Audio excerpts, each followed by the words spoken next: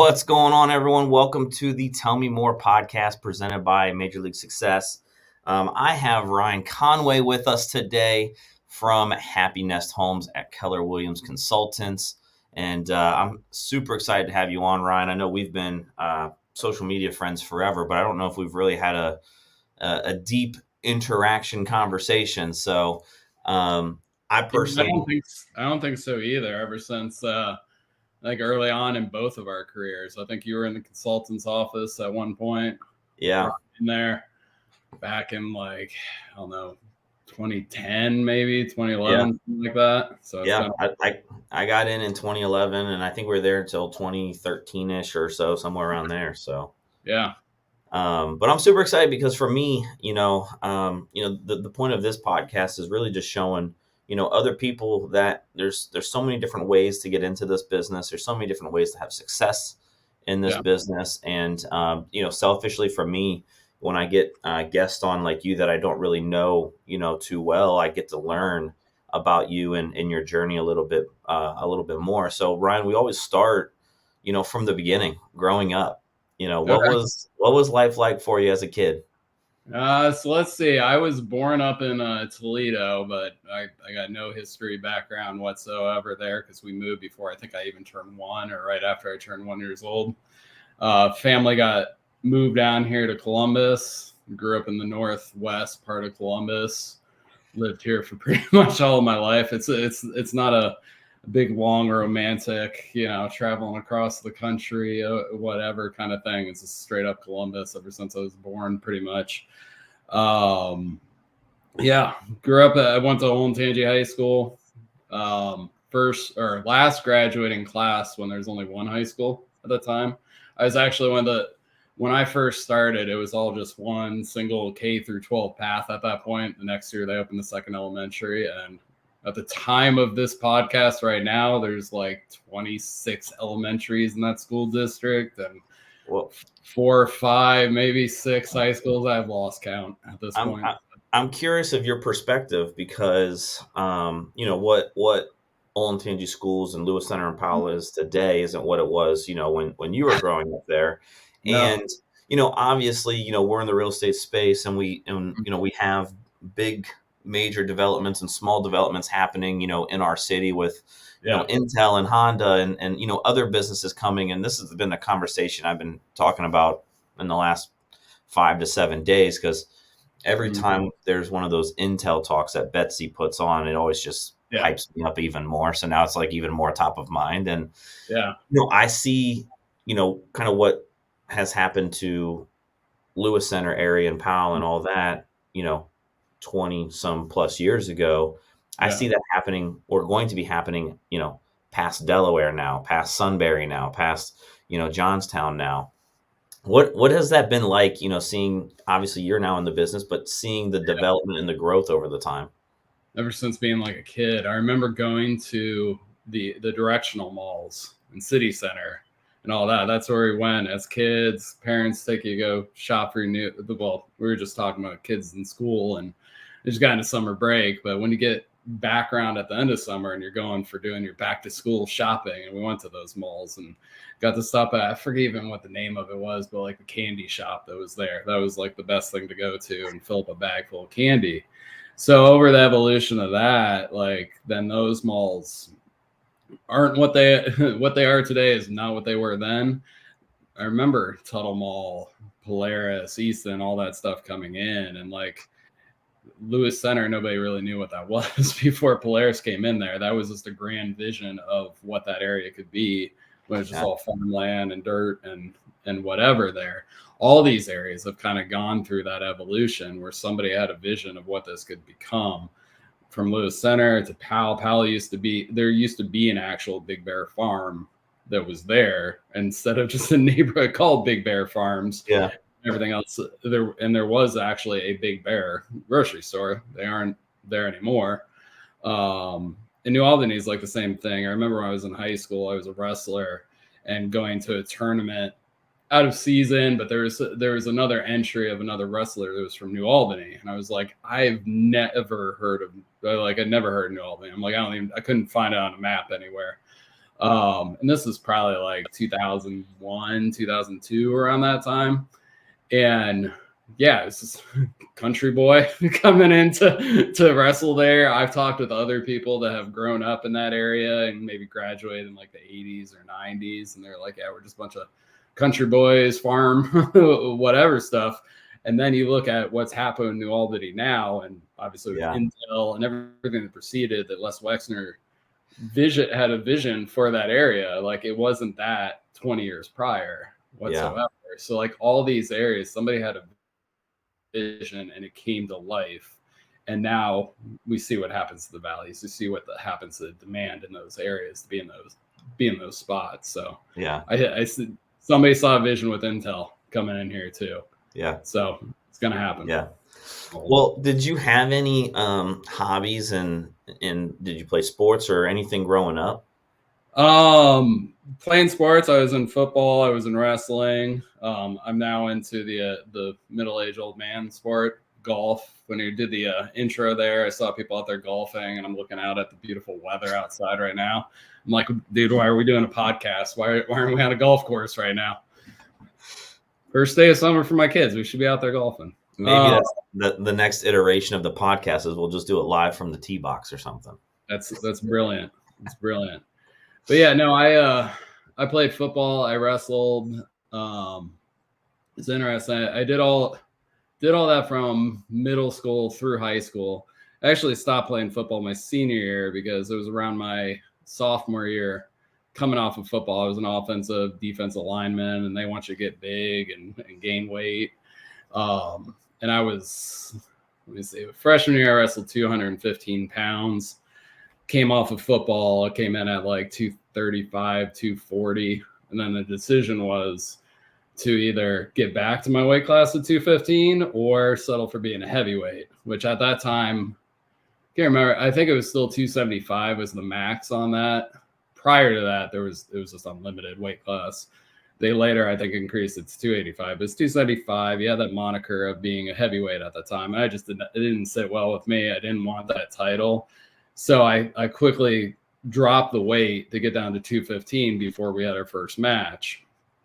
And I just kept losing weight through that season. I think I ended the season weighing about 200 pounds. Came back the next season, dropped down to 189 pounds, and then kept going. By my senior year, I was getting a little too light for being offensive, defensive lineman at that time. Yeah. Best footwork technique of any of them, but not really the gap filler that I once was. So I decided to quit football to stay focused on wrestling. And so, somewhere along the line, caught the flu in the season when I was already planning on going in at 189. Got the flu, showed up back from at practice the next time, 182. I'm like, you know what? There's a little less competition in the next weight class. I'm a lot closer than I was before. You know what? Let's go for this. 171 pounds. And so cut down to that. That was a terrible decision. Because I'm 6'1". I was 6'1" then, and 170 something pounds or 170 pounds is pretty frail. Like I looked like that Victor Wembanyama, that got the number 1 overall draft pick. Yeah. If it wasn't 7'4", but the 6'1" version at that point. It was interesting. It was a good lesson at that time of like I'd never done that extreme before, but facing it every day is adversity, fighting through it, overcoming mindset stuff, because I was always a bigger kid and stuff, and so wasn't used to watching what I was eating, cutting back on that stuff. So like a true test of adversity and facing that and overcoming that and having willpower and belief in yourself to achieve something, learn that at a pretty young age through that journey. I never wrestled a day in my life, but I was always amazed by the discipline it took to cut weight, and doing everything in their power that they could in order to make weight. Like I it was just insane, just watching, the trash bags and the hoodies and, running and, like, I'm good over here. We date ourselves when we bring that up too, because like they don't allow that stuff anymore. They got hydration tests, minimum body fat, caliper tests, stuff like that. Yeah. Kids aren't doing that stuff because it obviously went to extremes, and I think that was when sports really, like high school sports, all sports honestly made a transition to go from like, water, don't hydrate, that's weakness, and then that's Right. when Corey Stringer, the former Buckeye Minnesota Viking, had passed away. That Yep. immediately, remember, football practices went from like no water breaks to like water breaks every like 5 minutes and Yeah. stuff. The power of Yeah. hydration. It's kind of, I feel like society and sports in general has really evolved since then. Just thinking about, what people are doing with their body. Like, I don't know, LeBron, what they say, LeBron invests like over $1 million or a couple $1 million into his body every single year. Yeah. Like the importance of that. And now there's more of an emergence around mental health and psychology and stuff like that. People working through that. Yeah. And that's one of the things that when I got into the business, and I told, agents today, is like the mental side of real estate and business, and, being your own business owner is way more than what I thought it was ever going to be. Yeah. I mean, that's to me, that's the majority of the battle of what we face every single day. Yeah. I mean, I assume you're pretty well read too. Have you ever read Simon Sinek's Infinite Game? I haven't read that one yet. Okay. So he always talks about like there's certain like businesses and industries where there's always like a couple major players and are always competing. And at times, like, PC used to dominate and everybody's on a PC, and Mac was an afterthought. I mean, you can read all the stories about Steve Jobs and that journey from that. And now tons of people have Macs. Everybody's got an iPhone. Everybody's got all these things. And so like the game, like they're winning the battle right now. They're winning the game. The game's not over. Yeah. There is no end to it. It's infinite. It's ongoing. It's ebbs and flows. And I think honestly, our career in real estate sales and our careers, there's never like a, hey, you won, it's over, game over. Everybody leave the game. It's ongoing. It's an evolution. There's people that are the top number ones, whatever, at one stage, and then later they're not. The market goes through a shift. It's an opportunity to reset. Somebody can thrive in this market and may not thrive in the next one. Yeah. I literally just made a post maybe 20 minutes ago about that, right? Like success is a journey. It's not a 2 to 3 year window. It's because right now it is getting a little bit more tough out there for us in the business. And we'll touch base on that, here in the podcast, but it's exactly right. It's not a start and finish, right? It's a start, and it's going to just keep going, and it's going to, your business is going to ebb and flow, and you're going to move from one thing to the next to another, in order to survive. So, Ryan, did you end up going to college after high school? What was kind of your next step after high school? So after high school, I went to Ohio University down in Athens. Go Bobcats. I, best 5 years of your life. Let's play at that school. So I started in computer science there. My dad was a longtime computer programmer. Got me interested in doing that stuff. I knew how to do a bunch of coding and stuff, learning C++ and other archaic languages and stuff like that at this point. Totally different stuff that they got out there now. But I got into that. I had gotten some AP credits. I got flung beyond like the 101 series for computer science into like either 201 or 301 right off the bat. I'm in a computer lab with like nothing but juniors and seniors at that point because of the credit that I got in there. And I remember I had no idea how to submit a project, anything like that I was coding. There's so many things that just weren't taught in like the high school level because it was like a brand new program at that point when they first introduced that. It was like one of the first classes to ever take that AP course in our school. And I just remember just like sweating, shaking, sweating as just a freshman sitting in that lab, having no idea, too afraid to ask anybody what I should be doing. How do I do this? And I just remember a senior looking over at me. He's like, dude, are you a freshman? I'm like, yeah. He's like, dude, go back to 101. Don't do this to yourself. So you got one more time, like, dude, take it easy. And so I did. Ultimately, I think I talked to the professor, went to the registrar or whatever, and just dialed it back. I went back to a 101 class with other freshmen. There are tons of other things that I got to learn in that. But ultimately, through that journey, just realized like even though I was afraid in that computer lab with older students there, which I swear kids at that age then, when you're younger in that, look so much older. And now, like on the verge, like pushing up against 40 right now, looking back, I'm like, these kids are so young. Yeah. I run into, have done closings with some that are just about to turn 30. I'm like, you look like children and stuff. But back then, everybody older just looks ancient at that point. Yeah. But yeah, so went back to that, but despite being afraid at that time, I was a very social person and could never see myself just being at a terminal coding. I wasn't that passionate about it to be at my computer coding something until 2 a.m, smashing Mountain Dews and stuff like that. Like, I wanted to meet girls. Yeah. I'm in college, like, come on. And I just lost all that weight from high school too, so like, you got to take the new body for a ride for a little bit. So I got more social with that. I ended up going through a little bit of a journey at that point. My parents were actually too.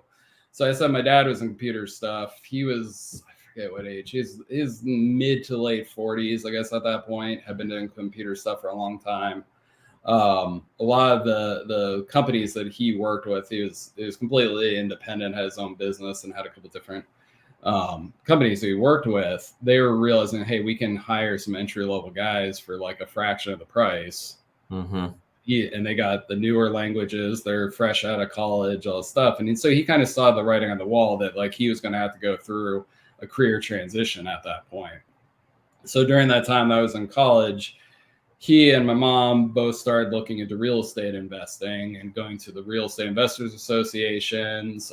I'm not sure how they first got synced into this stuff, but like they went to a lot of the boot camps, learning from different real estate investing gurus, how to make money without money kind of stuff, looking into wholesaling. They got hooked into doing short sales at the time. This was 2004, 2005. So it's really before that, like those terms got into like everybody knew what those were as like everybody's still riding the high at that time. No income, no job, no assets. Let's go get a home. All the stuff you see in the movie The Big Short that the people were doing, they got them in trouble. Good movie, by the way. Yeah, fantastic movie. Have lived those dramatizations of going and knocking for and meeting a tenant and be like, hey, do you know this house is in foreclosure? They're like, no, I'm making my rent payments. Well, the landlord isn't. Yeah. This is getting taken away. So I'm kind of jumping ahead to that, how I got to that point. But my parents got into that stuff, got me intrigued. I went ahead when I was at OU. I was able to take free electives to take the courses for getting my real estate license. Now, did they get licensed, or were they just more on the investment side? Yeah, so they were in the investment stuff. Decided my mom would get her real estate license, so she got licensed in 2005. Okay.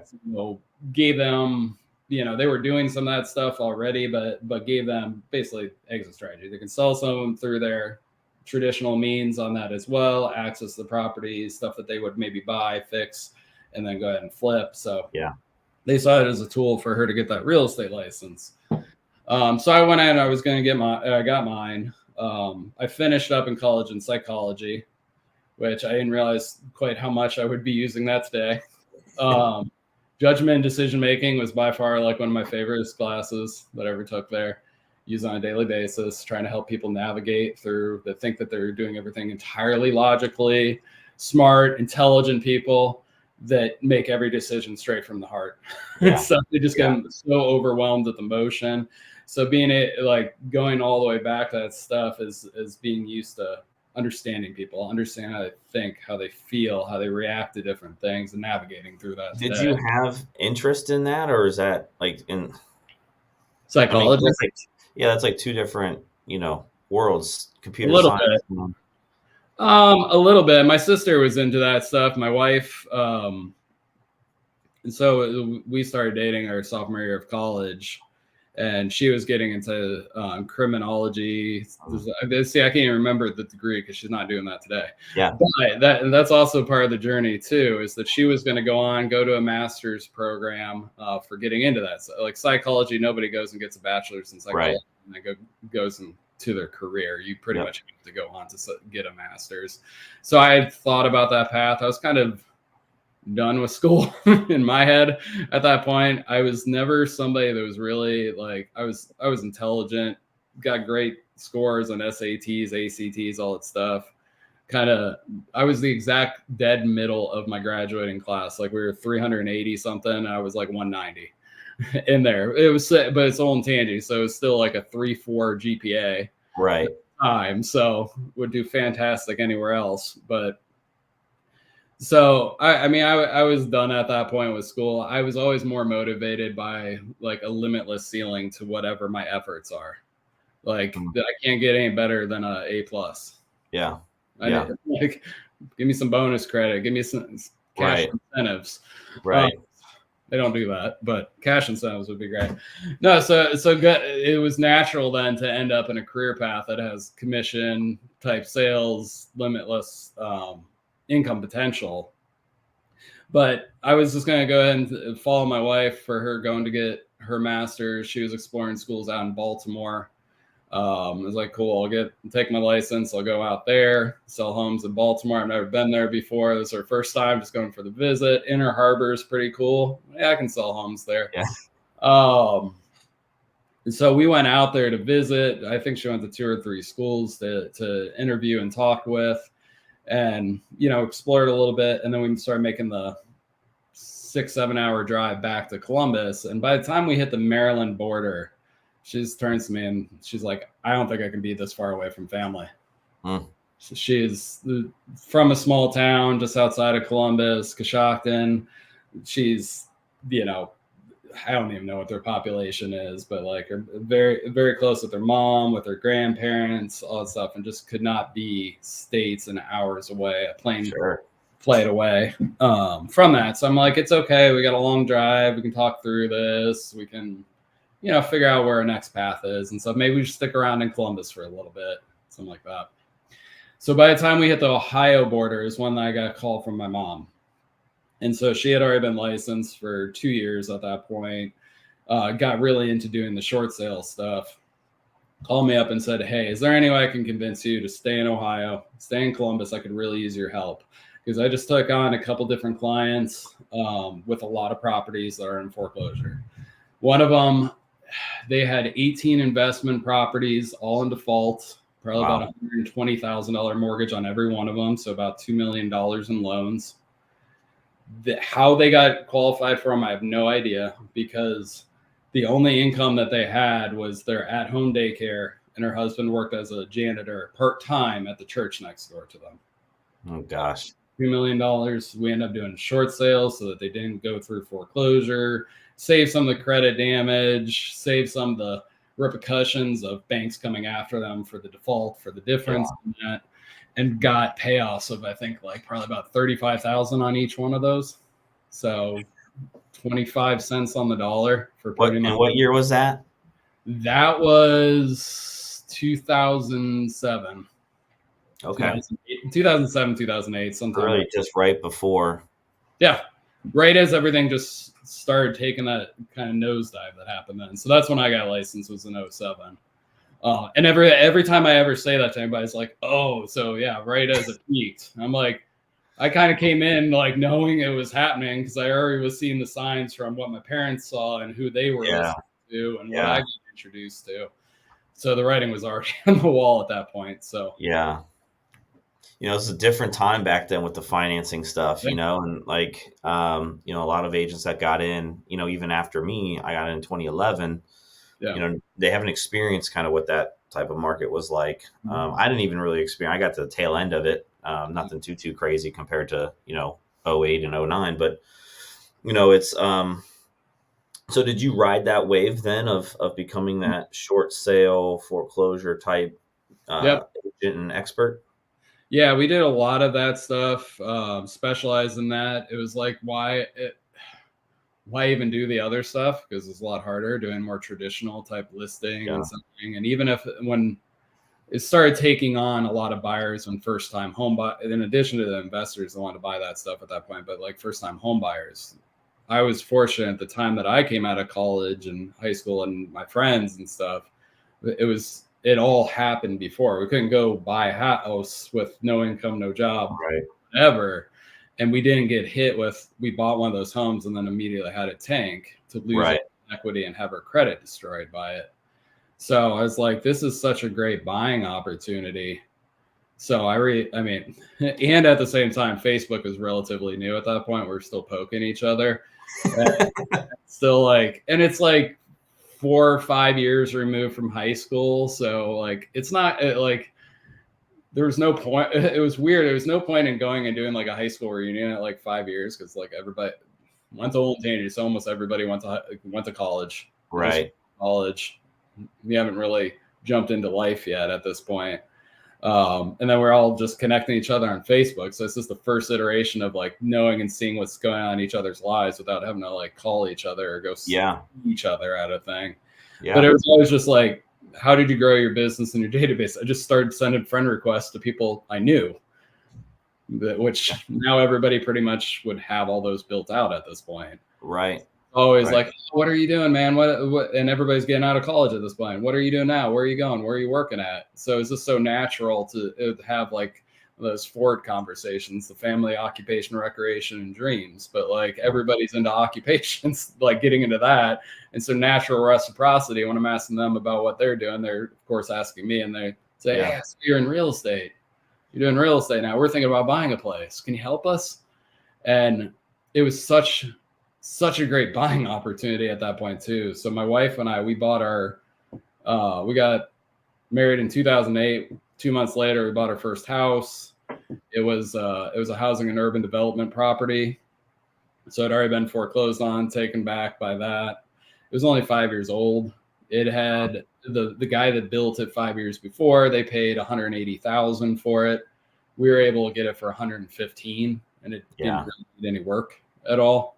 Like we went and finished the basement, did it our own. I did it ourselves. It was probably about $5,000 or so to do that.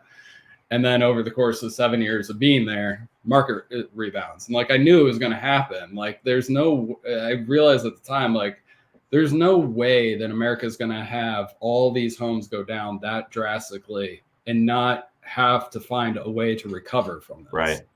and rebound. Right. So it seemed like a foregone conclusion that whatever those values were when it tanked or at the peak, it's got to come back to that at some point. Yeah. And it did that about 7 years after, around 2015. And I think it's when we got back to 2007 prices again. And so that's the time that we sold that house and moved to our current one. So I sold it for the 180 that guy had bought it for back 7 years later. Yeah. It took all that equity, moved it over as 20% down payment on our next house. And even on the first one I bought, because at the time, housing and urban development would pay out up to 5% commission. Since I Mm-hmm. was representing myself, of course I'm gonna. They have between 1 and 5. Yeah. Of course I'm gonna write 5. Yeah. And at that time, you could get an FHA deal accepted. It was only 3% down, so I got paid 2%. And the government was giving out a first-time homebuyer tax credit of $7,500. So I got paid to buy that house, took all the equity from sale of it, bought the next house, and so still in the homes that I personally live in, haven't put a dime in my own pocket into Yeah. it. But I mean, so you can't beat it. that's just that power of real estate. Yeah. Great asset. You mentioned something there of like, America's never going to let the housing market, really stay down that long. And I try to tell that to, I coach a lot of real estate agents, right? And a lot of newer agents. Yeah. And, it's been a little rough over the last 12 months or so when rates went up. And, at the end of the day, I always tell the agents the U.S. housing economy is one of the largest in the world, right? That has a lot of impact on a lot of different things, not just in the United States, but everywhere. 28% of America's wealth is tied up in real estate equity. Yeah. So it's like, they're going to do everything in their power if it gets to a point where it just can't go any longer to make it better. Right. Yeah. And you just have to remind your clients that. There's going to be a winter season or a slowdown at some point. But if you look at the historical stats of U.S. housing, from the 1900s and moving forward, is it always bounces back, and it always bounces back better. Yeah. I mean, housing is one of those basic human needs, right? We all need Yeah. shelter, we need food, we need those things. So at the end of the day, people are still going to need a place to live and need a place to sleep. So it's bricks and sticks here. It's a tangible asset. At the end of the day, even if money has no value at that point, I still have something I can touch and feel. I Yeah. have money in stock. A company can fold. It can go bankrupt. It can all disappear. Crypto.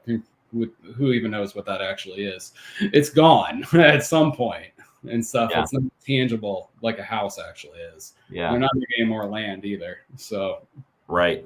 Exactly. And those are the hard conversations to be having now, right? And like you had very hard conversations, 2007, 2008, 2009 with those homeowners and those people going through that. And yeah, it's really just sitting down and figuring out the right plan for the person that's across the table that we can truly help, whether it's buying, whether it's selling, or whether it's investing, right? yeah, And sometimes that is, in today's world, is now's not the time to buy. Now's not the time to yeah. sell, right? I It's funny wanted to, you just brought that up. Like I had hard conversations at that time. I had no idea that how hard the conversations I was having were. I had nothing to compare it to. Like I just got thrown into the fire right off the bat. 22 years old, 23 years old, never owned a home before, but I got to tell somebody that's facing foreclosure, hey, trust yeah, in me. I'm going to help you navigate through the situation. You're going to save your credit and not get like I could barely even spell foreclosure at that point, but I could help people navigate around that situation.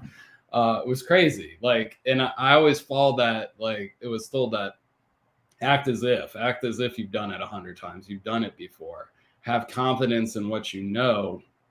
And so it's almost like ignorance was like bliss. I didn't know any better. sure. So Yeah. I could have those hard conversations because I didn't know that at some point you could have easier conversations. It was Yeah. just the conversations I knew how to have. And I take it for granted too. Now I'm like, when I meet people that are newer in the industry, I'm like, wait, you guys don't all know how to like just have that conversation?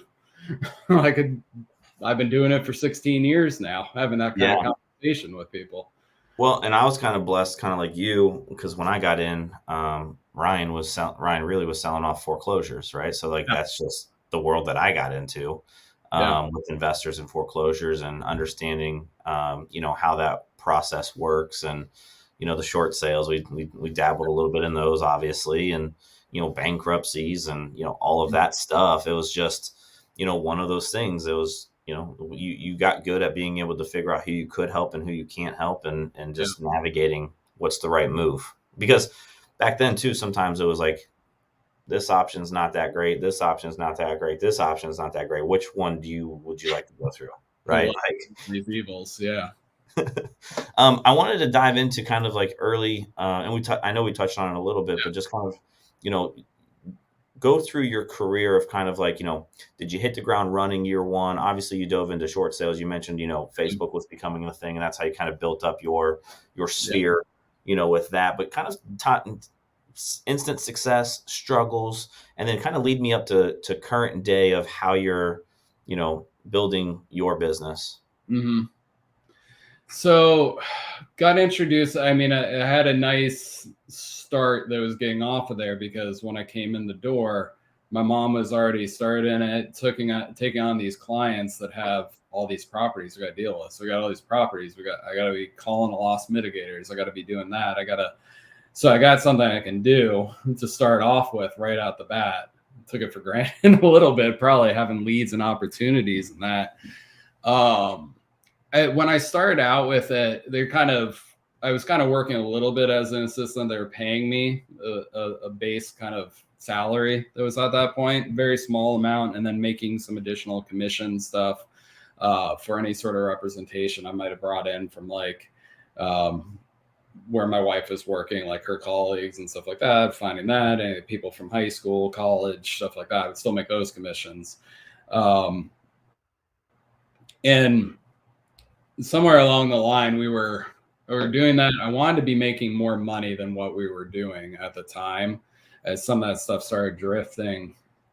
And so we're kind of moving around smaller brokerages for a little bit, and then at the end of 2009, the one that we're at basically got absorbed by Keller Williams Consultants. They came in and said, "Hey, let's bring your." We had gone from in that year a brokerage that was like 20 agents down to 10 at the end of it, and at that point, I remember checking the MLS. There were only 3 of us that were actually producing, which was the owner of it, and then my mom and I. Everybody else wasn't doing anything, so. They gobbled us up, brought us in, knew that we were doing stuff with short sales, and they wanted to be able to teach on that and teach other people how to do that, or be the resource that they could just refer people into if they need those kinds of services. So we went over to that. But at that time, I told my mom, and my dad he never got a license. He was kind of involved in the back end of things too. He ended up finding another opportunity for him in his career. And so it kind of took his focus away from the real estate stuff that we were doing. But I said at that time, as we're switching, making this transition, this seems like a natural time. Let's not do that like salary part of it anymore for me doing this. I want to go full wholesale change on this. Let's go straight commission on everything. I remember in the notes here they had given me about this conversation, it said, "Did you have any doubters, supporters on that?" And it's a hard conversation to have on there because my dad was a little bit of one of my doubters when I came in and made that switch. And I think it's probably a little projection of his own insecurities. He worked as basically 1099, making money for his company, but he had very long-term relationships with the companies that he's working with. Sure. And probably at times, under, accepted less than what he probably could have been charging just for the sake of security. Sure. So he valued security and consistency, things like that. And I think he saw straight commission sales type work as being not secure, risky, highs, lows, all that stuff. And I didn't. Going back to the school stuff, like there's a ceiling, and I don't like a ceiling. I need drive. I need a limitless opportunity that reflects my efforts. So, in the words of Michael Jordan, I took that personally when he cast some doubt about me making that transition. So that first year of going straight commission with that, I made more money than I did the year before with the salary. And then the next year I doubled it. And then the next year I doubled it again. So I think I went from, it was like 36,000 gross commission that first year to 68. And then the next year was up to about, I think, 120 in gross commission. Which is awesome because, guys, remember back then, the average sales price was probably $120,000 or whatever. I love watching the trend of my average like house price on there, because there was a time like it just got over 100,000, and then I remember if I ever came across somebody that's like, "All right, what'd you get pre-approved for?" And they're like 250,000. I'm like, "Sweet, we can go buy a house anywhere. 4 bedrooms, 2 baths, 2,000 square feet, great school district. Let's go get it." Yeah. And we're gonna have options galore. You want to go see 8 homes this weekend? Which 8 do you want to look at? Yeah. You might have to go Sunday and go see another 8 too, and they'll be fighting for you. It's one of those things, I always ask that question because I'm always curious of like, is there, what really drives, agents in our business, doubter supporters, and I think everyone's different. Right. And some people need, that chip on their shoulder, and some people need more of a support system. I think, understanding that as an individual, is going to help you get through that business, that start. Yeah. It definitely helps create that spark. At some point, you need to make a transition though, where it can't always just be a chip on the shoulder. Yeah. And everything. You get a little irritated, a little edgy. And we talked about like the infinite game thing. You can't just always be in that state though. At some point, you need to evolve beyond it. Right. But using that also as fuel to get to that next level, right? Yeah. And that's the, really understanding yourself. And that's my biggest thing is like, when I talk to agents, like be true to who you are. And then, real estate, it doesn't matter. It all works. There's plenty of ways to define success in this business. There's plenty of ways to go and get clients. Yeah. But where I see a lot of agents struggle is when they're doing things that's not true to who they are. Yeah. Right. And it works against you. right? Yeah. When you're doing that. So, um, I would what, definitely agree with that. Like authenticity is definitely like one of the most important things, and being true to that, because this is an industry where it's very easy to lose yourself in, mm, because it is a very image conscious industry, and everybody, especially now with social media, everybody's putting it out there, and they're living their life with the highlight reel that's yeah, up there of everything. And so I remember we were on a Zoom call training recently. It was a coach. It was a coaching one. So the main guy running it was coaching.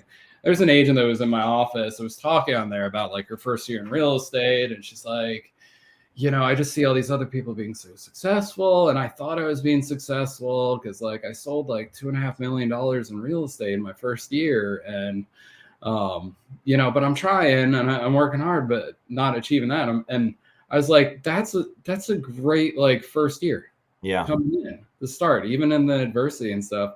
And I could see in her background in her Zoom, she was in her office at the time on the Zoom. So as soon as that call got off, I like marched out of my office, went over there, sat down with her and said, you need to stop that right now yeah, and stuff. Do not define your success. Um, Value yourself based on what somebody else is doing or posting on Facebook. I'm like, hey, we'll go pull up the MLS right now, we'll pull up all the stats. I can show you the truth about those people, because what you're seeing out there is not what's really showing up on paper on this. yeah, So and yeah, and with the members of like my team and stuff, and anybody I ever had the chance to coach or lead, we talk about like, if we chose to work together, or we are working together, what needs to happen in the next 12 months, that 12 months from now you look back on it and say, what needed to happen to define success, to say I kicked butt this year, I did yeah, awesome, and I felt awesome. What happened to make you say that at that point? What did you accomplish, and what did that do for you, for your family, for the people that you care about? Stuff. And we go granular. I mean, one I was talking to, she's like, well, I mean, I would definitely take a vacation. I'm like, all right, where are you going? Like, Florida. All right, we're out in Florida. Well, we'd probably go to Disney. All right, sweet. Well, who's your daughter's favorite Disney princess on there? Who are you going to go see? Elsa. We're going up to Elsa. We're staying at this hotel. We're going to go to Epcot, Magic. We're going to all these places. Like, yeah, define exactly what that is and have that as a carrot. Anytime you have that thing that you're striving for and make it real, you're more apt to go after. And for the first 7 years of my career, my goal was, I mean, I said, I grew up in Olentangy, I grew up in Powell, nice area, go to college, get put in a box with 3 other dudes, always live in, squalor for college houses. And, it always smells like beer. You want to be back in a nice place again. So like, even though we bought our first home, it was a great deal. It was a little out of the way. It was up in Delaware, and I was always driving down to Columbus and racking up mileage. Fortunately, the gas prices were like $1.40 at the time, so it was fine. I was like, I just want to get back here. So I'm going to fight. What do I need to make? What do I need to show on my tax returns? What do I need to save up and stuff to be able to do it? And so we did that. And we got back to that house. And then suddenly, like, I didn't know where I wanted to go next. I didn't yeah, know what I wanted to do next. Like, we just had our first kid. All right, cool. We're at that stage now. We got kids. We got family. And then the next thing is like they graduate or retire. Like, I didn't have that next big thing that I wanted to go after at that point. So experience, that's where the mindset stuff comes in too. Is like, I just like, okay, now what? yeah, yeah, What do I and finish? you just, I call it the North Star, right? Like everyone Yeah, would call it the why, right? For me, it's like a yeah, North Star. Like, what's that thing I'm always, looking up and I'm going after, yeah, and part of it for me is, really going after and trying to change the 87% failure rate that we have in our industry. right. You know, you and I got a little bit blessed when we got in. You had your mom and a mentor and walked into an Yeah, opportunity, right? Like for me, I had Ryan and a mentor that invested all of his time, effort, and money into growing my business. And yeah. I know a lot of agents don't have that, so that's the thing that really keeps me going and moving. When I don't want to. So, Ryan, when did you decide? And I know we got a couple minutes left. When did you decide that you wanted to kind of build a team and go that direction?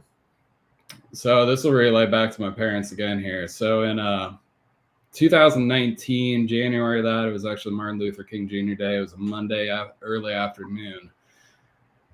Got a call from my mom at the time. Hey, we're at urgent care. Dad was getting his brain scanned. He was having some issues of, numbness in the fingers and things like that were ongoing. He thought it was medication, something like that was having a bad reaction to, or something like that. He was literally having to take like his fingers was dropping off as he's like typing or work on the mouse, and like I think he folded over to still be able to use his mouse at the time.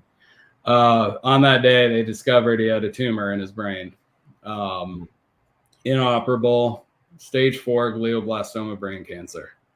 All of a sudden, it came out of absolutely nowhere like that. Within that week, I told my mom, you need to be focused on this. You need to be his primary caregiver. Don't worry about real estate. I know you're passionate about helping people and working with clients. I'm going to take that over for you. You're still going to make money from this. You will be fine. They talk to financial advisors. They're fine. And at that point, but I'm going to take care of those people for you, just like they're my own clients. So suddenly I've doubled my database. I've taken on more clients and stuff, the people she had already been talking to, and realized I didn't want to do that alone. Right. And really for my own purpose at that point too. I'm 33 years old at that point. My dad was 61. Did the math on that. I'm more than halfway to that age. That could happen to me. It's a family history now. It could happen sooner. Life is short. It's not finite, and realizing that fact. So when you're faced with an event like that in life, you can either stop, you can mourn, you can, woe is me, be a victim in that state, or take it as a sign. It's develop purpose and where you want to go, what you want to achieve, that tomorrow is not guaranteed. Yeah. It can happen in an instant and be taken away from you. So I got really purposeful at that moment about taking massive action on stuff and being willing to risk failure. I mean, I had already been talking about it, wanting to hire an assistant, do this stuff. But I always feel like, yeah, I'll get there. I'll get it eventually. I'll get to it eventually. Right. And really doing it. Talk a big game, but not a lot of execution on actually following through with it. And I know for a lot of people, they're struggling. I experienced it too. Is just like, you don't want to take the risk because you don't want to have to accept the outcome could be failure from it. Right. And Right. hiring your first person is always like, oh, I got to be responsible for somebody else's livelihood, their salary. I don't think I have enough work for them to do, blah, blah, blah. All these like excuses that we tell ourselves to prevent ourselves from actually taking the action. Yeah. But life hit me with purpose right then. So within 30 days, I hired a first assistant. Within 30 days after that, hired a buyer's agent to join me so he could take on all that business. And I mean, we had a great year from there. And then just continue with that and made just every day. Just Gary Keller says this to all of us, like he feels bad for people who aren't failing every single day. Because you're not failing every day, you're not taking enough challenges, you're not trying, you're not working hard and risk it and taking enough risk.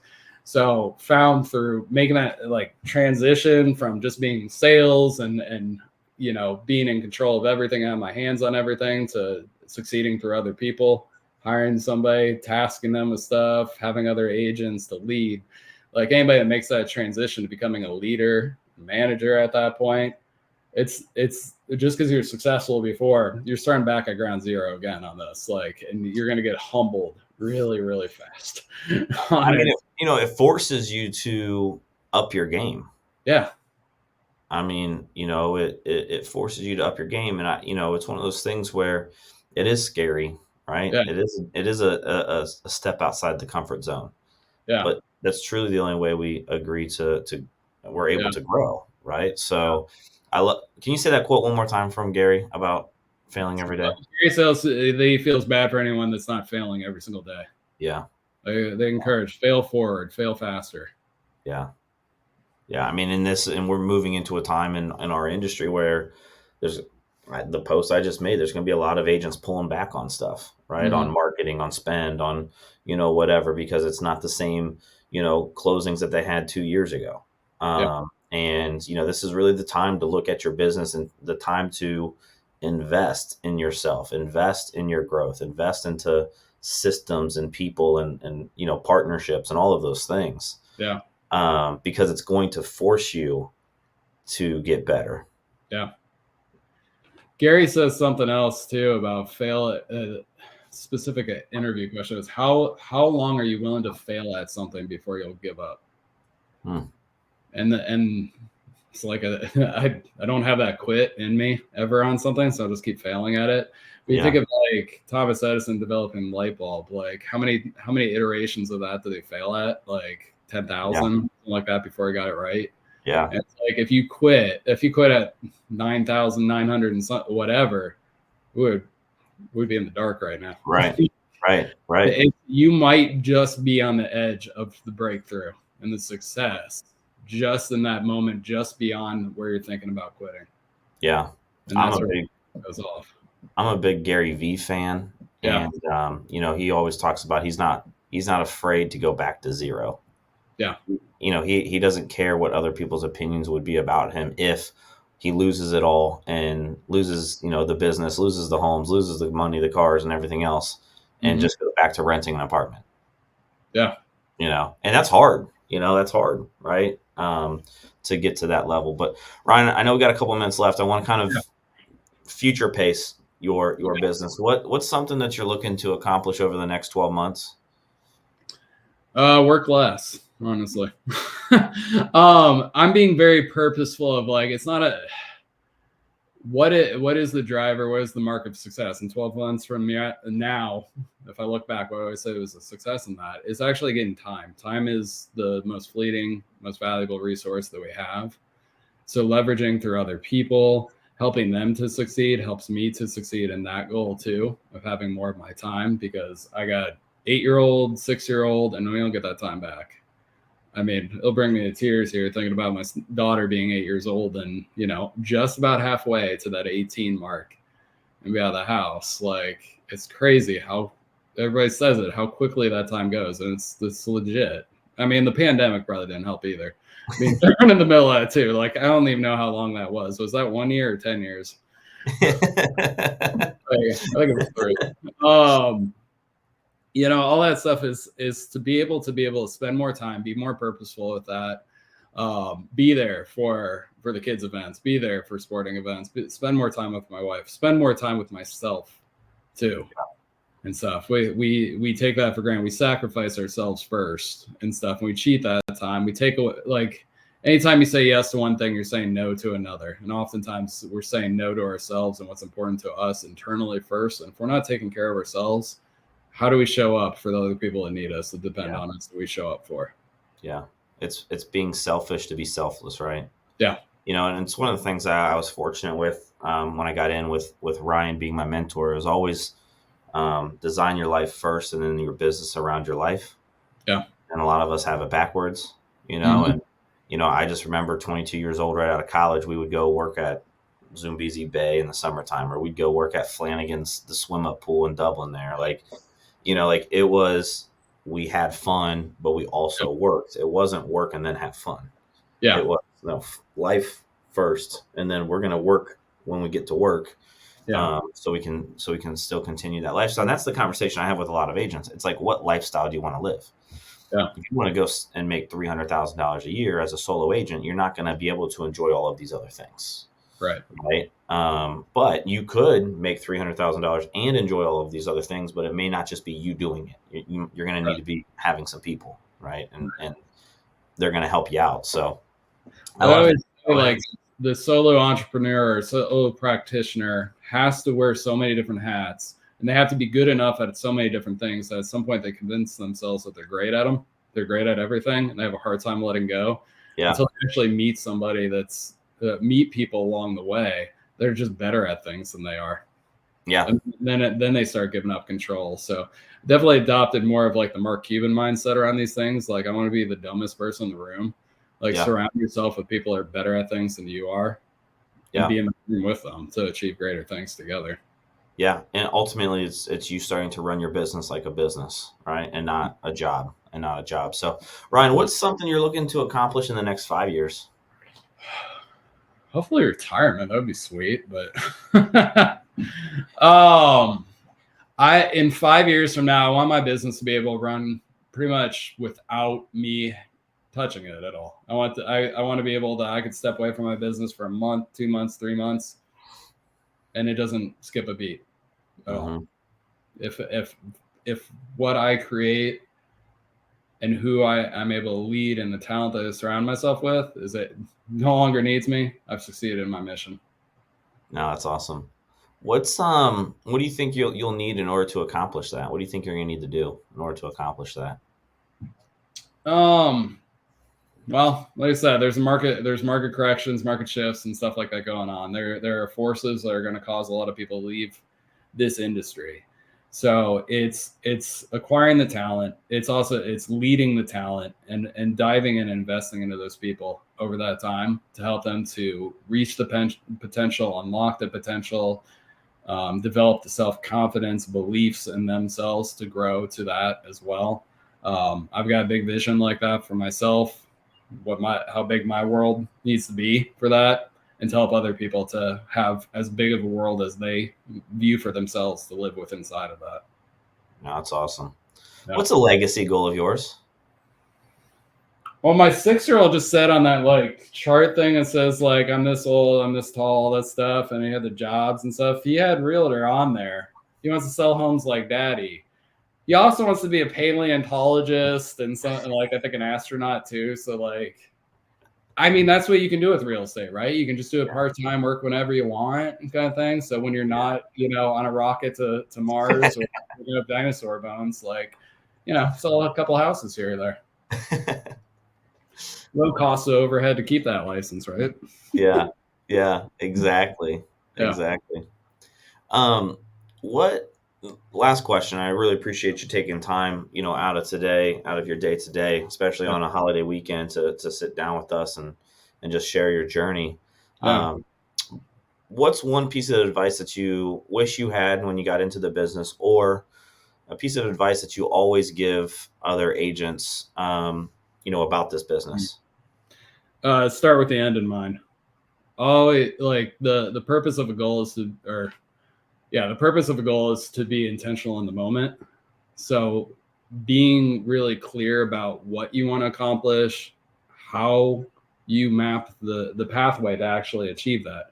What do I need to be doing today? How many people do I need to talk to? How many actions do I need to take today? The micro things that lead up to the bigger results in the end. It's because we're always doomed by the goals we set. Every year comes around and we say, okay, what do you want to do this year? 12-month goal. And then it's like, it's end of January. Now we got tons of time left. We got tons of time left. And then we start hitting like this time of year. We start getting to summertime, June, July, and we're like, I'm not going to hit my 12-month goal. I'm not going to do it. I'm not going to do it anymore. And so it's definitely breaking things down into bite-sized pieces to know, am I on pace? Am I not on pace, kind of thing. So you don't self-sabotage your own achievements on there. So start with do it by quarter, do the 12-week year kind of thing. Go by the month, go 30, 60, 90, whatever works best for you to break that down into simple bite-sized things where you can keep your head up and keep going towards those goals. Yeah, I love it. That was one of the things I learned early in my career, was like tracking the business, knowing the numbers of the business, those types of things. And, I still utilize those, and it seems so easy to do, but yet so many people don't do it. Right. And like Yeah. for me, we have a goal this year of where we want our team to grow to. And, there's a number, and I just broke it down by the quarter. Right. And I'll know between Q1 to Q2 to Q3, where we stand. And here's the thing, like, it's okay not to hit your goal, right? Yeah. But as long as you're doing the daily rhythm, and that's why I tell agents too, like, what does a successful day look like? Yeah. Define that based off of your goals, Yeah. because it's the daily stuff that we do that, with consistency over time, is going to bring you to that end result. Right. And giving yourself the flexibility too, if you do miss that goal. So like we used that with like the quarterly thing. So you guys' goal is to recruit 4 new agents into the team in a quarter. So you only got 3. So you're short 1. Well, do we rush out the next week and just go pick up whoever we find just so we can hit that, or in like the last week of the quarter? Or say, no, how am I going to get back on pace again to achieve that goal? Are we going to make it up in the next quarter, the following quarter, or just by the end of the year? By that time to see are we on pace to head in that direction. So give Yeah. yourself forgiveness sometimes on your failures and your Yeah. shortcuts. For sure, for sure. Ryan, thanks so much for today. Thanks for so much for sharing your journey with us and talking about your business and your successes and your failures and everything else in between. Those that are watching, connect with Ryan down below. His social handle is down there. If you're looking to buy, sell, or an agent in the business that just resonated with him and wants to connect, he's more Yep. than open to connecting with you all and talking to you about real estate. But Ryan, for those that are listening in, what is the best way for someone to reach out to you and to connect? I'd say they can connect through any of those social handles. So that's my team, my business, Live Home Happy. That's their slogan there for the Happiness Homes Group. Livehomehappy.com as well. They can reach out to me on any of Facebook, LinkedIn, any of those. I don't go on TikTok, no Snapchat, anything like that. I'm barely on Instagram. So I'm just old. I'm still poking people on Facebook. So poke me. Oh my gosh, Ryan, I had a blast today. Thanks so much for your time. And if there's anything I could do for you and your team, please let me know. I'm here to help you any way I can. Appreciate it, John. Awesome. Talk soon. Thanks.